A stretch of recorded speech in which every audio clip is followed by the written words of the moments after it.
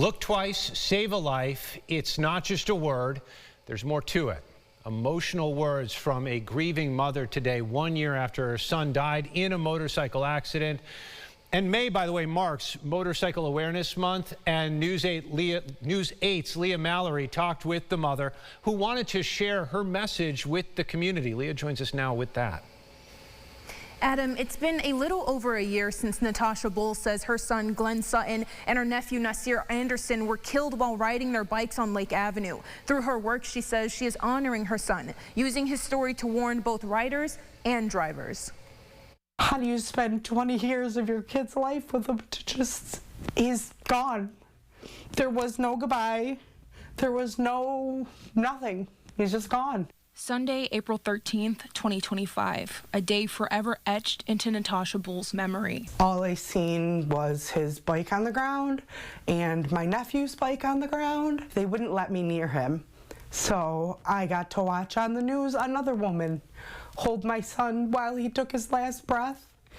She says a car making a left turn struck her son Glenn Sutton and her nephew Nasir Anderson, both 20 years old. A little over a year later, the pain of their loss remains fresh. But through her work as an insurance agent, she reminds people every day about how fragile and valuable life is. I tell my son's story at least once a day at work.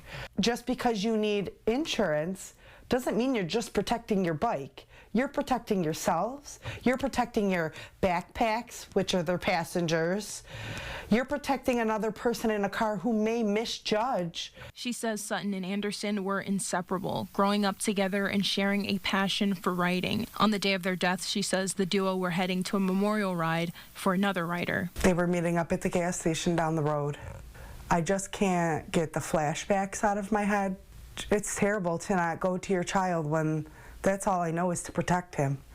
But through it all, she issues the same warning. Whether in a vehicle with doors or on your motorcycles, everybody needs to be more aware. Everybody needs to take a beat. Everybody needs to slow down just that little bit. Life's not a race. We get one. There's no coming back. And Bull says since losing her son, she has struggled with terrible anxiety and PTSD, but every day chooses to smile and to educate, hoping that no one will have to experience the pain she has. Reporting in studio, Leah Mallory, News 8.